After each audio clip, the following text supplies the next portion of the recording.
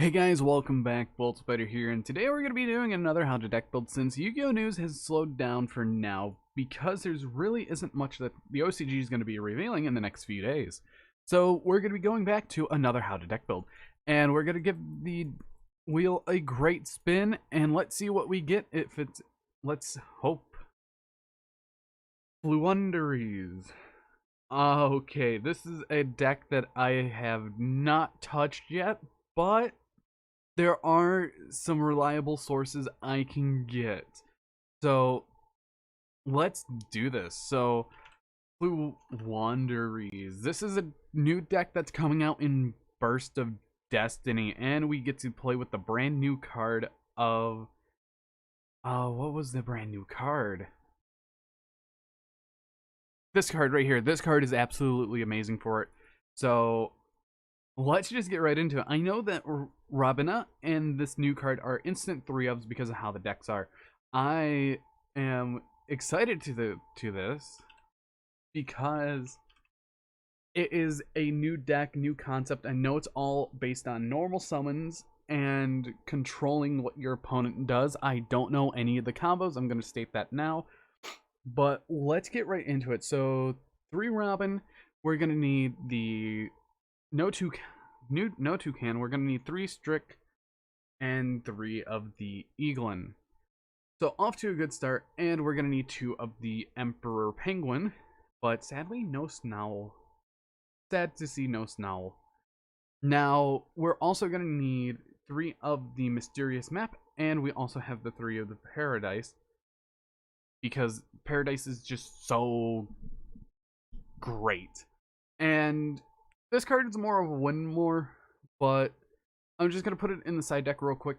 So let's see what else we can do. So Gold Sarcophagus is an instant staple because it's another copy of all your Flunder monsters. So that's a good one to go for.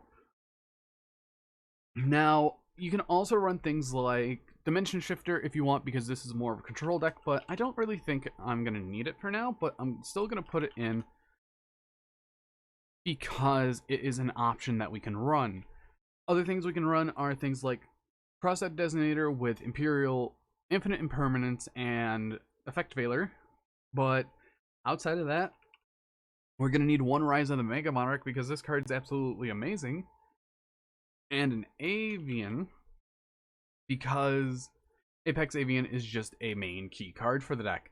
Now, other things I'm going to put in, Cross-Out, we don't want to forget the Cross-Out, and the Call by the Grave, because these 2 are the most important cards that we kind of need for this. Terraforming is nice because the reason it's another one of our field spells, so that's always good to have, even though I believe we could search it by one of our cards, but I'm not too sure, but I don't think we can. So other than that, we're going to need things that say, oh, since we cannot special summon, we're just going to be running things that are part of that. So for our other hand trap, I'm going to run the Imperm, and after that, let's fill up the deck with things that we're going to need, along with the barrier statue of the Windstorm.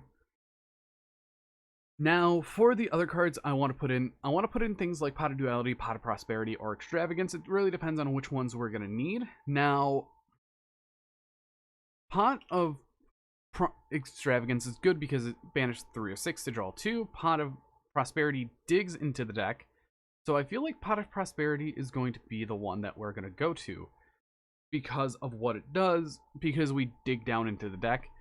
Pot of Duality I feel like is another great one since it's another Pot of Duality, and I'm just going to put Pot of Extravagance in the sideboard for now as a placeholder, just in case if we wanted to swap the Pot of Prosperity for the Pot of Extravagance, because sure, both of them say, oh, we can't draw anything after these cards are activated, while this doesn't draw, it just adds. So it's just another digging down into the deck. Actually, they both add, so we could definitely get away with all 3 of them if need be. Now, we only have, for me, I like playing 42 cards always, and we really don't have much room. So I think for our last hand trap, or we're just gonna run like a DD Crow, and Effectivator. So let's just run the one Effectivator because of Crosshop Designator, and we can run like double D shifter if need be. Now, we can run one of these, one of the trap cards if we really need. So I think I would just cut down the D shifters, put them in the side deck, and put in something like a DD Crow. Because it is searchable, and I believe that they all lock us out of special summoning if an immediately normal summon one.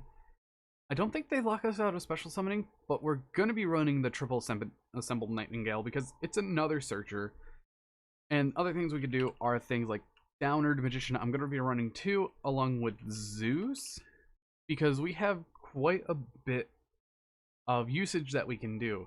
So other things we can do are Anima because the whole deck's pretty much level 1. Outside of that, other things we are going to run, just in case, we're going to run Natisses, we're going to run a Nova or 2, and we can run double Makaba if we want.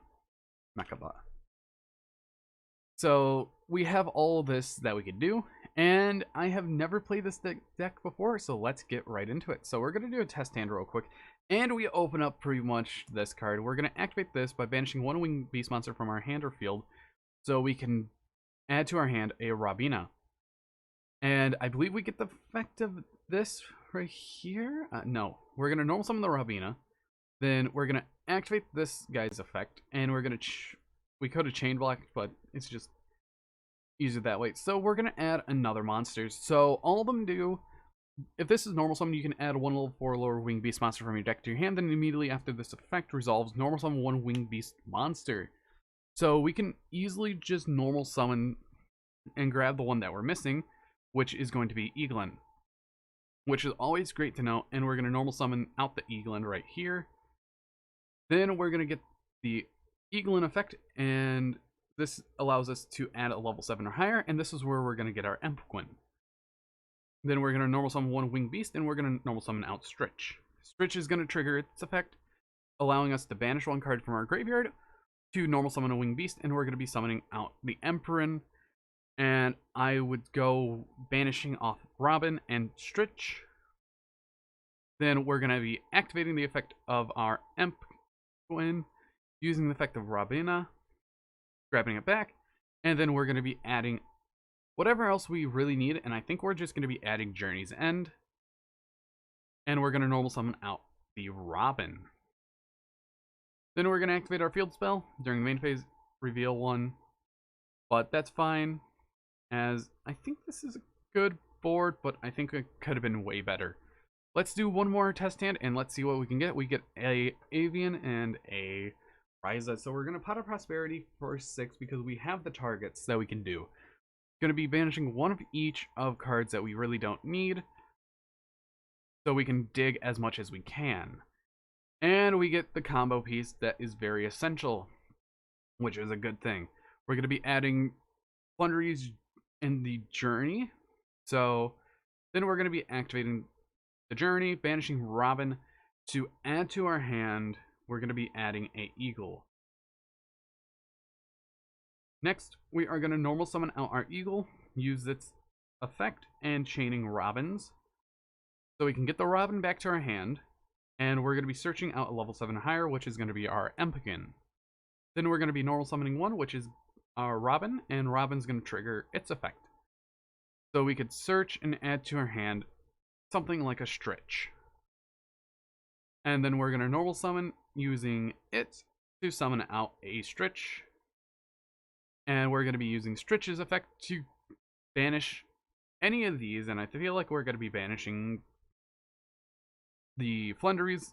And we're going to normal summon a Winged Beast, which is going to be Empquin, using our Eagle and our Stritch.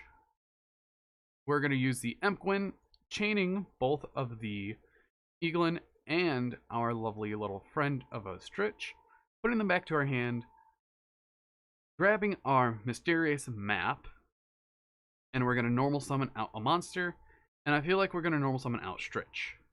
we're going to be activating our field spell, using its effect revealing our level 1 in our hand to banish one card from our deck, and I feel like we're going to be banishing a Robin for next turn, and we're going to normal summon this out, and we don't have any additional normal summons, but that's absolutely fine. So, yeah, this deck is quite interesting. I may be doing stuff wrong, but hey, I am new to the deck, and is there anything that activates on their turn? No. So I know one thing we can do, we can normal summon out our Rise of the Storm Monarch, but we didn't really have full combo. So this is where Ryza comes in, and we're going to be returning a card to the deck. Let's just target a card in Prosperity and return an additional card if need be. But at the end of the day, I'm not a best pilot, and I know that this deck only works against when your opponent is doing stuff. So we just put everything back, and we get the map back to our hand. So we can activate the map, use it, reveal the eagle, and this is where we're just going to be banishing out whatever we can, because we pretty much have everything that we need. And yeah, it's just a constant cycle. But anyways, I've been Bolt Spider. If you guys did enjoy today's video, please let me know, because I'm down to suggestions always for stuff like this, because I want to improve how I deck build along with other people. So overall, I see why people like this deck.